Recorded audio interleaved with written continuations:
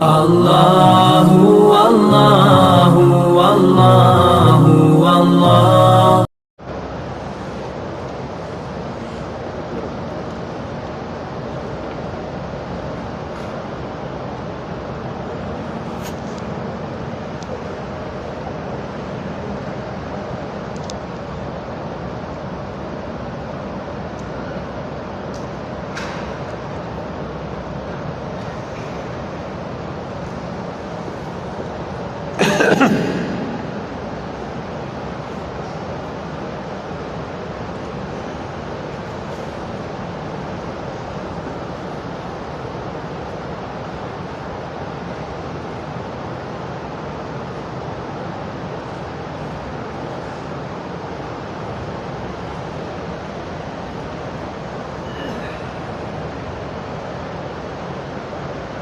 الحمدللہ وکفی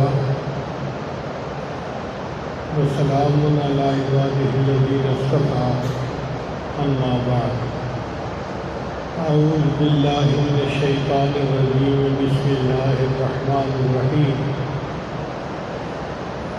وَلَنَبْلُوَنَّكُمْ بِشَيْءٍ مِّنَ الْخَوْفِ وَالْجُوعِ وَنَقْصٍ مِّنَ الْأَمْوَالِ وَالْأَنفُسِ وَالثَّمَرَاتِ وبشر الصابرين الذين إذا أصابتهم مصيبة قالوا إنا لله وإنا إليه راجعون أولئك عليهم صلوات من ربهم ورحمة وأولئك هم المهتدون سبحان ربك رب العزة عما يصفون وسلام على المرسلين الحمد للہ رب العالمین اللہم صلی علی سیدنا محمد وعلی آل سیدنا محمد وبارک وسلم۔ اسلامی مہینہ محرم سے شروع ہوتا ہے اور ذی الحجہ پہ جا کر ختم ہوتا ہے۔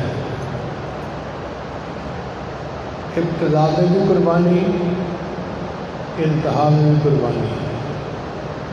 ایک سبق ہے ہم سب کے لیے کہ جو کچھ ہمارے پاس ہے یہ سب اللہ کا دیا ہوا ہے۔ اللہ کے نام سے قربان کرنے کا وقت آئے تو انسان اس میں کمی نہ کرے۔ چنانچہ محرم میں سیدنا حسین رضی اللہ تعالیٰ عنہ کو شہید کیا گیا 10 محرم کو، اور ذی الحجہ میں حضرت ابراہیم علیہ السلام نے اپنے بیٹے اسماعیل علیہ السلام کو اللہ کے نام سے قربان کیا، جس کی وجہ سے عید الاضحیٰ منائی جاتی ہے۔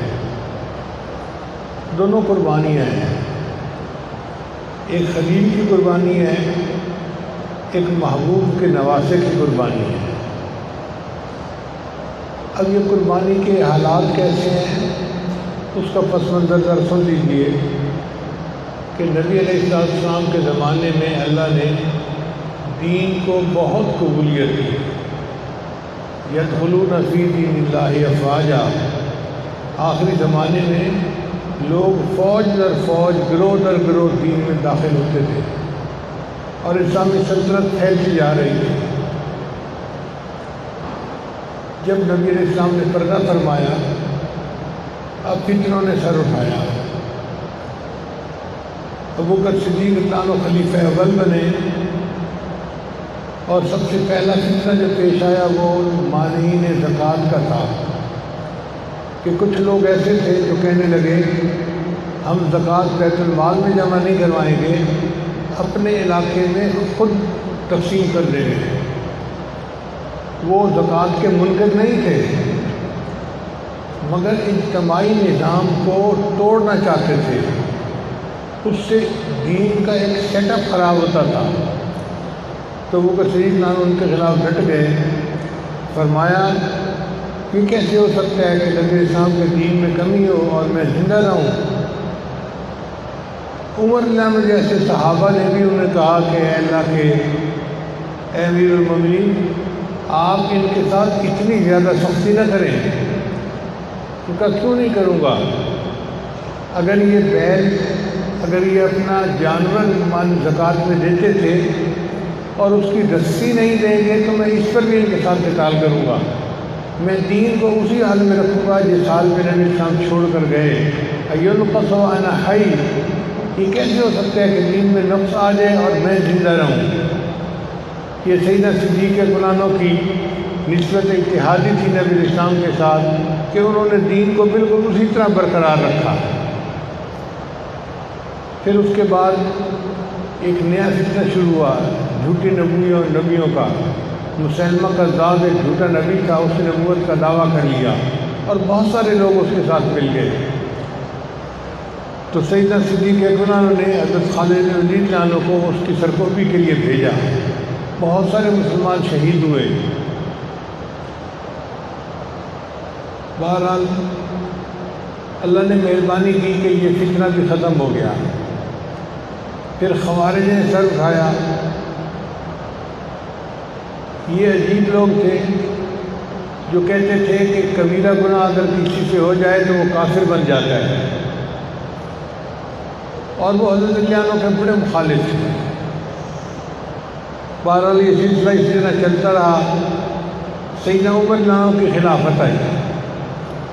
عمر رضی اللہ عنہ کی خلافت میں اللہ نے اس دین کو خوب پھیلایا، چنانچہ کسریٰ بھی فتح ہوا، قیصر بھی فتح ہوا، اور اللہ کے دین کی جو سرحدیں تھیں وہ بہت بڑھتی چلی گئی۔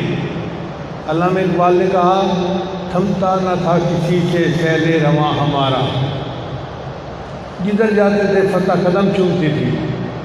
حضرت عمر عنہ کے خلافت کا زمانہ بہت پرسکون، پرامن اور بہت دین کی یعنی وسعت کا گزرا ہے۔ پھر اس کے بعد سیدنا عثمان غنی عنہ خلیفہ بنے، یہ تیسرے خلیفہ راشد تھے۔ ان کے زمانے میں فتوحات اسی طرح جاری رہی، افریقہ فتح ہوا اور کہاں تک اسلامی سرحدیں پھیلتی چلی گئیں۔ اللہ نے اسلام کو بڑی شان و شوکت عطا فرمائی۔ سیدنا عثمان غنی عنہ کے آخری سالوں میں کچھ فتنہ گر لوگوں نے ایک فتنہ برپا کر دیا اور سیدنا عثمان غنی عنہ پر اعتراضات کرنے شروع کر دیے، ایسے اعتراض جن کے پیچھے حقیقت نہیں تھی، بس غلط فہمیاں تھیں۔ بہرحال یہ فتنہ اتنا بڑھا کہ سیدنا عثمان غنی عنہ کو شہید کر دیا گیا۔ اس کے بعد حضرت علی عنہ خلیفہ بنے، مگر حضرت علی عنہ کا پورا دور خلافت جو تھا وہ جنگوں کی نظر رہا۔ ایک طرف حضرت علی عنہ تھے اور دوسری طرف سیدنا امیر معاویہ رضی اللہ عنہ تھے۔ سیدنا امیر معاویہ رضی اللہ عنہ کا موقف یہ تھا کہ پہلے قاتلین عثمان کو سزا دی جائے پھر آپ خلیفہ بنے۔ حضرت علی عنہ فرماتے تھے کہ مجھے اپنے قدم جمانے دو، پھر میں ان سے حساب لے لوں گا بعد میں۔ تو بہرحال یہ اختلاف بڑھا۔ حدیث مبارکہ میں نبی الاسلام نے فئتین عظیمتین، دو بڑے گروہ ہوں گے جن کے درمیان جنگ ہوگی، اس کی آپ صلی اللہ علیہ وسلم نے پہلے سے بشارت عطا فرما دی تھی۔ تو دونوں طرف چونکہ صحابہ تھے تو نبی الاسلام نے ان کو فئتین عظیمتین کا لفظ فرمایا، یہ نبی الاسلام کے الفاظ ہیں۔ بہرحال پھر ایک وقت آیا کہ حضرت عنہ بھی شہید کر دیے گئے۔ اس کے بعد سیدنا حسن رضی اللہ تعالیٰ عنہ نے اپنی خلافت کا حق جو تھا وہ حضرت امیر معاویہ رضی اللہ عنہ کو دے دیا۔ یہ ان کی قربانی بہت بڑی تھی، اور امن کے لیے اتنی قربانی دینا یہ ایک مثال ہے شریعت کے اندر۔ سیدنا امیر معاویہ رضی اللہ تعالیٰ نے 20 سال حکومت کی، بہت مدبر تھے، سمجھدار تھے، اور اللہ نے ان سے وسعت کا کام لیا۔ حضرت عمر رضی اللہ عنہ کے زمانے میں جو دین کو وسعت مل رہی تھی وہ سیدنا امیر معاویہ کے زمانے میں بھی اسی طرح جاری رہی۔ انہوں نے 20 سال حکومت کی۔ جب 10 سال گزرے تو ایک صحابی تھے حضرت مغیرہ بن شعبہ رضی اللہ تعالیٰ عنہ، یہ بڑے جلیل القدر صحابی ہیں جنہوں نے درخت کے نیچے بیعت رضوان کی تھی۔ لقد رضی اللہ عن المؤمنین اذ یبایعونک تحت الشجرہ، انہوں نے وہ شجرہ والی بیعت کی ہوئی تھی۔ تو انہوں نے سیدنا امیر معاویہ رضی اللہ عنہ کو آ کر ایک بات کہی کہ آپس میں خلافت کے عنوان پہ جو تنازع تھا اس میں 1,00,000 مسلمان شہید ہوئے، اور بڑی مشکل سے یہ معاملہ ٹلا ہے، اور اب پھر دین اسلام کو وسعت مل رہی ہے اور امن و امان کا سلسلہ ہے۔ میرا جی چاہتا ہے کہ آپ اپنی زندگی میں اپنا کوئی ولی عہد مقرر کر دیں تاکہ آپ کے بعد دوبارہ یہ فتنہ نہ کھڑا ہو جائے۔ اب مشورہ دینے والے نے اخلاص کے ساتھ مشورہ دیا، تو سیدنا امیر معاویہ رضی اللہ عنہ نے دیکھا کہ کس کو نائب بنانا چاہیے۔ ان کو جتنے لوگ موجود تھے ان میں سب سے زیادہ بہتر اپنا بیٹا نظر آیا، یزید اس کا نام تھا۔ چنانچہ انہوں نے 10 سال کے بعد یزید کو اپنا ولی عہد متعین کر دیا، اور اس پر لوگوں نے ان سے بیعت کر لی۔ جتنے مسلمان تھے سب نے بیعت کی سوائے 5 حضرات کے۔ یہ 5 حضرات نمایاں حضرات تھے، عالم حضرات تھے، بڑے شان رکھنے والے حضرات تھے۔ ان میں سے ایک سیدنا حسین رضی اللہ تعالیٰ عنہ نبی علیہ السلام کے نواسے تھے اور جنت کے سردار تھے، جنت کے نوجوانوں کے سردار تھے، اور ان کی شان بڑی تھی، اور ان کو اللہ نے نبی علیہ السلام سے نسبت اتحادی عطا فرمائی تھی۔ ایک انہوں نے بیعت نہیں کی۔ ایک ابو بکر صدیق رضی اللہ عنہ کے بیٹے عبد الرحمن بن ابی بکر، وہ بھی جو کہ صدیقی نسبت تھی، ان کو بھی اللہ تعالیٰ نے بڑا علم دیا تھا، انہوں نے بھی بیعت نہیں کی۔ اور تیسرا عبداللہ ابن عباس رضی اللہ تعالیٰ عنہ، یہ امام المفسرین بھی تھے اور نبی علیہ السلام کے بہت قریبی رشتہ دار تھے، انہوں نے بھی بیعت نہیں کی۔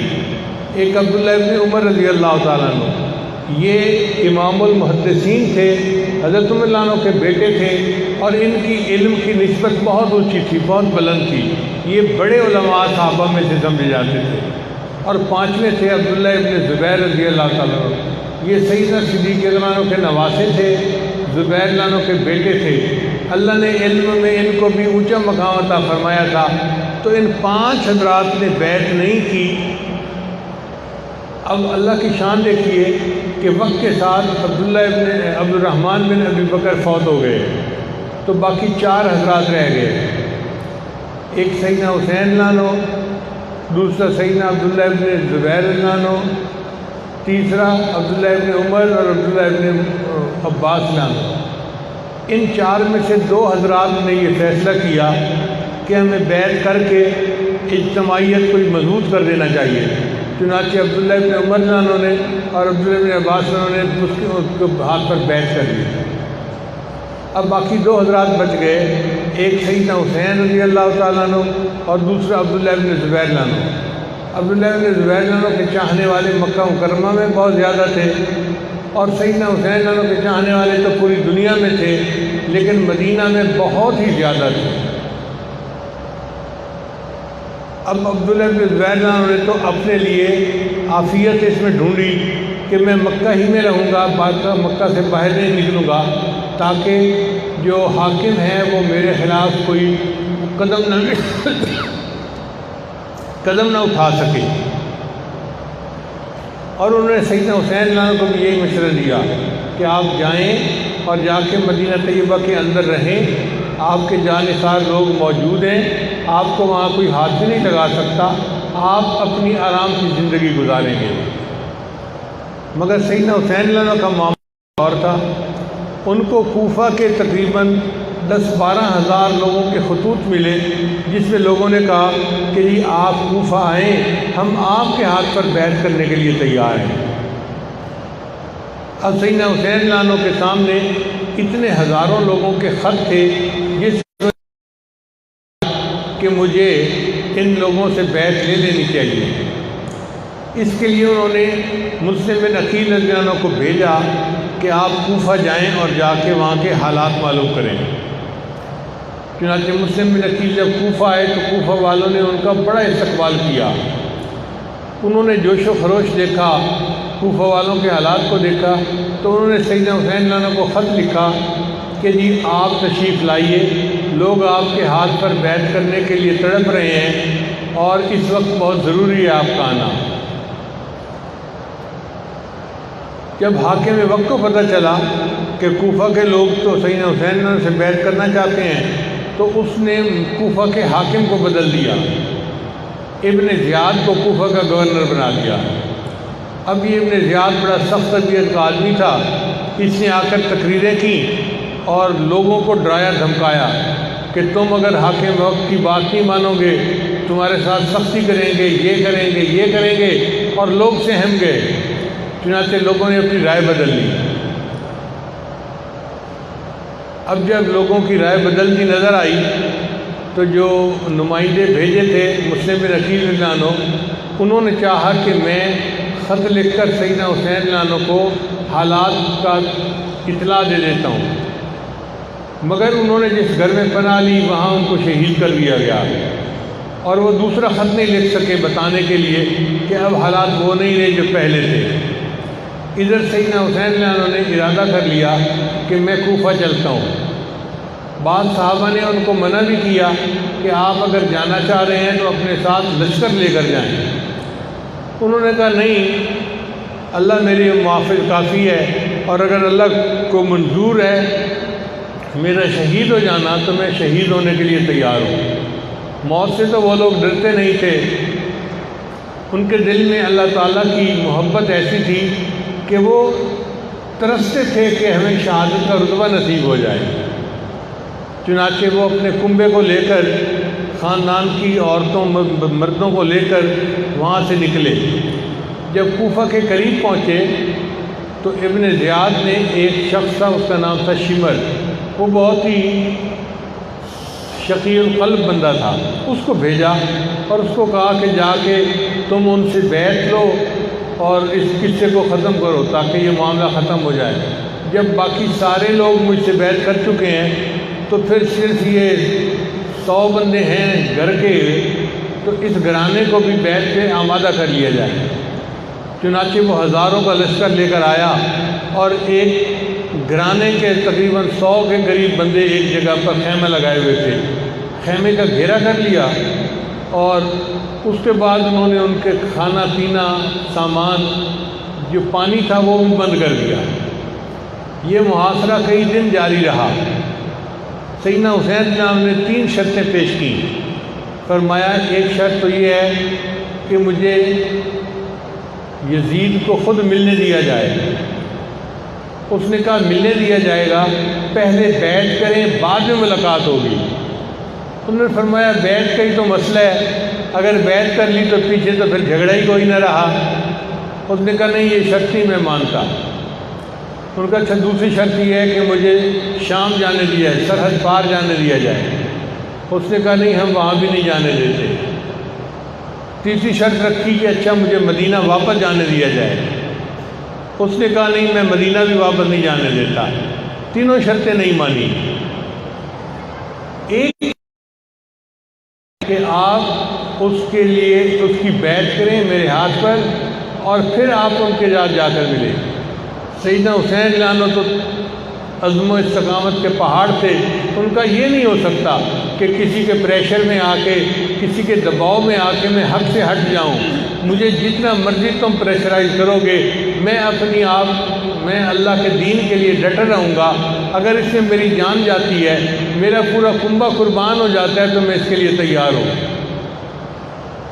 حالات کے قدموں میں قلندر نہیں گرتا، حالات کے قدموں میں قلندر نہیں گرتا، ٹوٹے جو ستارہ تو زمین پر نہیں گرتا۔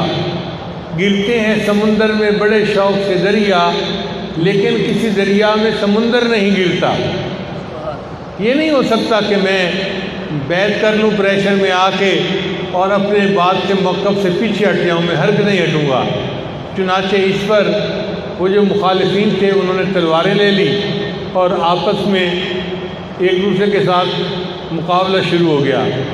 اب یہ مقابلہ چند گھنٹوں کی بات تھی۔ چند گھنٹوں کے اندر سیدنا حسین لانو کے جتنے بھی ساتھی تھے سب کے سب شہید ہو گئے۔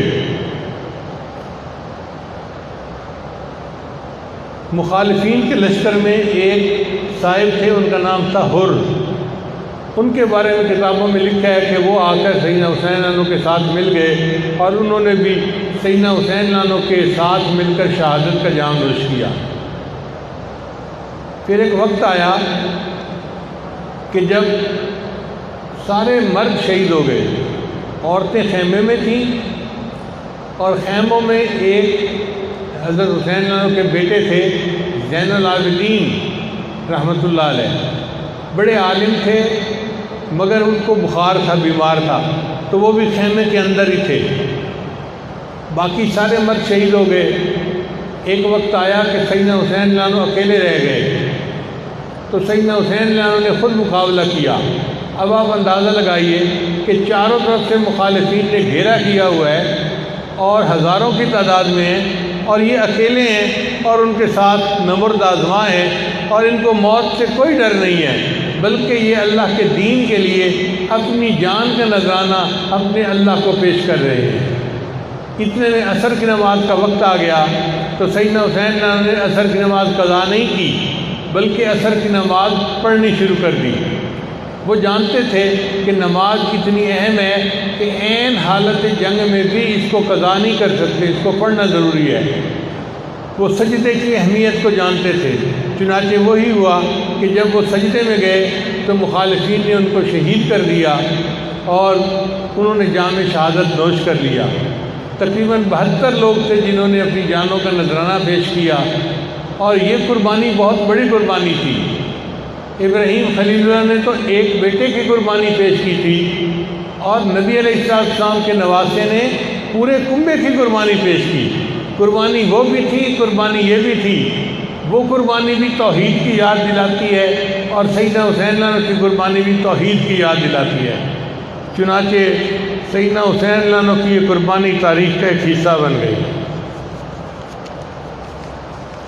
شاعر نے کہا، کتنی خدمت کر گیا وہ جیتے جی اسلام کی، لاج رکھ لی اس نے اپنے نانا جی کے نام کی، دے گیا باطل کی وہ ساری فوجوں کو شکست، کھول کر رکھ دی اسلام کی، اس نے جو کرنا تھا وہ کر ہی گیا دین کے لیے، اس کو پرواہ ہی نہ تھی جیسے کبھی اعلام کی،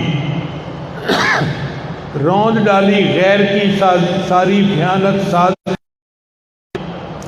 روشنی پھیلا گیا وہ آخری پیغام کی، کربلا میں وہ کھڑا تھا استقامت کا پہاڑ، دھمکیاں ملتی رہیں گرچہ برے انجام کی۔ بہت کوشش کی گئی کہ وہ دباؤ میں آ جائیں، مگر سیدنا حسین رضی اللہ تعالیٰ عنہ تو استقامت کے پہاڑ تھے۔ انہوں نے ثابت کر دیا کہ ہرگز نہیں، جب مومن دین کے لیے قدم اٹھا لیتا ہے تو پھر اپنی جان کا نذرانہ بھی اپنے اللہ کو پیش کر دیتا ہے۔ ہری ہے شاخ تمنا ابھی جلی تو نہیں، دبی ہے آگ جگر کی مگر بجھی تو نہیں، جفا کی تیغ سے گردن وفا شعاروں کی، کٹی ہے برسر میدان مگر جھکی تو نہیں۔ مومن کی گردن کٹ سکتی ہے مگر باطل کے سامنے جھک نہیں سکتی۔ چنانچہ یہ درس تھا جو سیدنا حسین نے اپنی شہادت کے ذریعے اس امت کو دیا۔ حدیث مبارکہ میں آتا ہے کہ شہید کے خون کا پہلا قطرہ جب زمین پر گرتا ہے اللہ تعالیٰ اس کے سارے گناہوں کو معاف فرما دیتے ہیں۔ پھر حدیث مبارکہ میں آتا ہے کہ اللہ تعالیٰ جنتیوں سے جنت میں پوچھیں گے کہ کیا تمہیں کسی اور چیز کی ضرورت ہے؟ تمہیں کوئی چیز جو مزہ دیتی ہو اور نہ تمہارے پاس موجود ہو تو وہ چیز مجھے بتاؤ۔ تو جنتی کہیں گے نہیں یا اللہ، آپ نے جو دیا ہمیں ہر نعمت یہاں موجود ہے، بس ہمیں اور کسی چیز کی ضرورت نہیں ہے۔ مگر شہید اس میں کھڑا ہوگا اور شہید کہے گا کہ یا اللہ، نعمتیں تو ساری یہاں موجود ہیں، لیکن ایک نعمت وہ تھی کہ دنیا میں جب میں نے آپ کے نام پہ اپنی جان قربان کی تھی، جو لطف اور مزہ مجھے اس میں آیا تھا وہ مجھے جنت میں بھی نہیں آ رہا۔ تو میرا دل یہ چاہتا ہے اوہ یا ثم اقتل، مجھے آپ پھر زندہ کر دیں، پھر میں شہید کیا جاؤں، پھر زندہ کر دیں، پھر میں شہید کیا جاؤں۔ تو شہید کو اللہ تعالیٰ ایسی لذت عطا فرماتے ہیں کہ وہ جنت میں بھی تمنا کرے گا کہ مجھے زندہ کیا جاتا اور مجھے دوبارہ شہید کیا جاتا۔ چنانچہ حدیث مبارکہ میں آتا ہے قیامت کے دن اللہ تعالیٰ شہیدوں کو حکم دیں گے کہ شہید میرے عرش کے قریب آ جائیں۔ اگر کسی شہید کے راستے میں حضرت ابراہیم خلیل اللہ بھی کھڑے ہوں گے تو ابراہیم خلیل اللہ راستہ چھوڑیں گے تاکہ وہ شہید اللہ کے عرش کے قریب ہو جائے، اللہ کے عرش کے قریب ہو جائے۔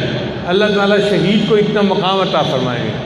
اور امام قرطبی رحمۃ اللہ علیہ فرماتے ہیں کہ ہر بندے کی جب موت کا وقت آتا ہے تو ملک الموت اس کی روح کو قبض کرتے ہیں، لیکن جب شہید کی موت کا وقت آتا ہے تو اللہ تعالیٰ فرماتے ہیں ملک الموت کو، ملک الموت یہ میرا عاشق ہے، یہ میرے نام پہ قربان ہو رہا ہے، تو پیچھے ہٹ، اس کی روح کو میں قبض کروں گا۔ چنانچہ شہید کی روح کو اللہ رب العزت خود قبض فرماتے ہیں۔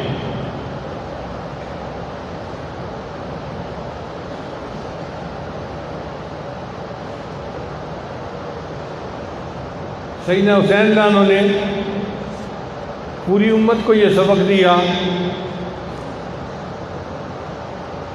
جس کو ایک شاعر نے اشعار میں یوں کہا ہے، تم یوں ہی سمجھنا کہ فنا میرے لیے ہے، تم یوں ہی سمجھنا کہ فنا میرے لیے ہے، پر غیب میں سامان بقا میرے لیے ہے۔ اللہ کے رستے کی جو موت آئے مسیحا، اکثیر یہی ایک دوا میرے لیے ہے۔ کیا غم ہے جو ہو ساری خدائی بھی مخالف، کافی ہے اگر ایک خدا میرے لیے ہے۔ توحید تو یہ ہے کہ خدا حشر میں کہہ دے یہ بندہ دو عالم سے خفا میرے لیے ہے۔ ایک اللہ کے لیے اپنی جان کو قربان کر دینا اور دین کو اپنی جگہ کے اوپر سلامت رکھنا، یہ بہت بڑی کامیابی تھی۔ آج لوگ تقاریر میں رافضی حضرات بہت عجیب و غریب قسم کی حکایتیں سناتے ہیں۔ ان حکایتوں کا راوی کون ہے پوچھا کریں ذرا، آپ بتائیں کہ جتنے سیدنا حسین عنہ کے حامی تھے وہ تو سارے شہید ہو گئے، خود سیدنا حسین عنہ بھی شہید ہو گئے، تو مرد تو کوئی تھا نہیں جو ان باتوں کی روایت واقعات کی بعد میں کرتا۔ باقی رہ گئیں عورتیں، تو عورتیں خیموں میں تھیں۔ اب خیمے میں عورتیں ہوں اور باہر کشتی ہو رہی ہو دو بندوں کی، تو عورتوں کو پتہ بھی نہیں چلتا باہر کیا ہو رہا ہے۔ وہاں تو گھیرے کے اندر جنگ ہو رہی تھی، تو کسی کو کیا پتا کہ باہر کیا ہو رہا ہے۔ اور اگر کوئی مرد تھا تو زین العابدین تھے جو بیمار تھے اور خیمے کے اندر تھے، تو وہ بھی ان باتوں کی روایت نہیں کر سکتے۔ اس سے پتہ چلتا ہے کہ جتنی روایات کربلا کے بارے میں ہیں وہ ساری کی ساری یزیدی فوجیوں کی ہوئی ہیں اور انہی کی روایتیں بیان کی ہوئی ہیں، اس کے اندر کوئی حقیقت نہیں ہے۔ ان روایات کے پیچھے مت جائیں، بس یہ ذہن میں رکھیں کہ اللہ کے محبوب صلی اللہ علیہ وسلم نے اپنے نواسے کو دین کی قربانی کے لیے ایسی تربیت دی تھی کہ ان کے نواسے نے دین کی خاطر پورا کنبہ قربان کر کے دکھا دیا۔ اس کو علامہ اقبال نے یوں کہا ہے، غریب و سادہ اور رنگین ہے داستان حرم، کہ حرم کی داستان، غریب کا مطلب ہوتا ہے انوکھی، 1 in million، اس کو غریب کہتے ہیں۔ غریب و سادہ اور رنگین، رنگین سے مراد یہ کہ خون بہا ہے۔ غریب و سادہ اور رنگین ہے داستان حرم، نہایت اس کی حسین ابتدا ہے اسماعیل۔ اس کہانی کی ابتدا اسماعیل علیہ السلام سے شروع ہوئی کہ انہوں نے اللہ کے نام پہ اپنی جان قربان کی تھی، اور اس کی انتہا سیدنا حسین عنہ پہ ہوئی کہ سیدنا حسین عنہ نے اپنا پورا کنبہ قربان کروا دیا تھا۔ اس میں کوئی شک نہیں کہ سیدنا حسین عنہ کی قربانی بہت بڑی قربانی ہے۔ اللہ تعالیٰ ہمیں سیدنا حسین عنہ کے ساتھ سچی محبت عطا فرمائے اور جنت میں ان کے قدموں میں جگہ عطا فرمائے۔ نبی علیہ السلام نے فرمایا الحسین منی وانا من الحسین، یہ نبی علیہ السلام کے ساتھ سچی نسبت اتحادی ہونے کی دلیل ہے ان کے پاس۔ آج چونکہ 8 محرم کا دن ہے، اس لیے واقعہ کربلا کے بارے میں نے چند باتیں تاریخی آپ کی خدمت میں پیش کر دیں۔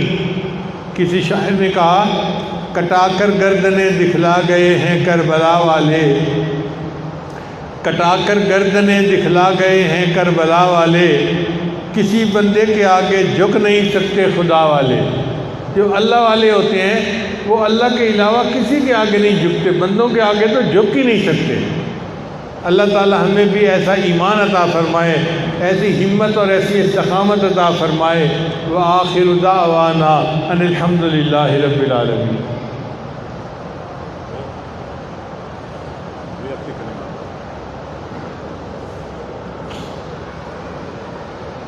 بہت سارے حضرات دور قریب سے بیٹھ کے لیے آئے ہوئے ہیں، یہ آج توبہ کے کلمات پڑھائے گا، آپ سچے دل کے ساتھ پیچھے پیچھے پڑھتے جائیے۔ بسم اللہ الرحمن الرحیم، لا الہ الا اللہ محمد الرسول اللہ،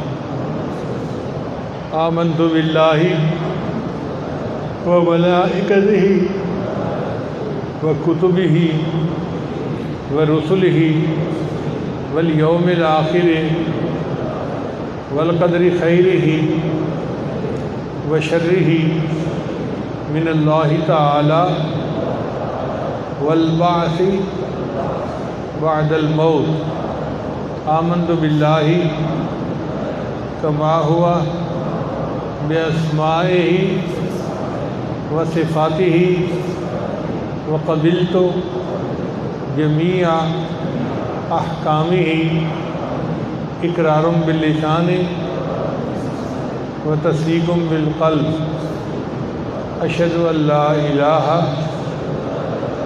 الا اللہ واشہد ان محمدا عبدہ ورسولہ، استغفر اللہ ربی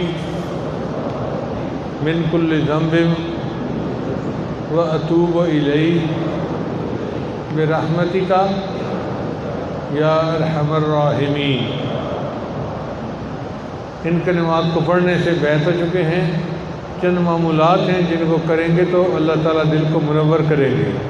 پہلا عمل 100 مرتبہ استغفار صبح و شام پڑھنا، دوسرا عمل 100 مرتبہ درود شریف صبح و شام پڑھنا، تیسرا عمل قرآن مجید 1 پارہ تلاوت روزانہ کرنا، چوتھا چلتے پھرتے ہر وقت دل میں اللہ کو یاد کرنا، اس کو وقوف قلبی کہتے ہیں، اور 5واں عمل ہے مراقبہ۔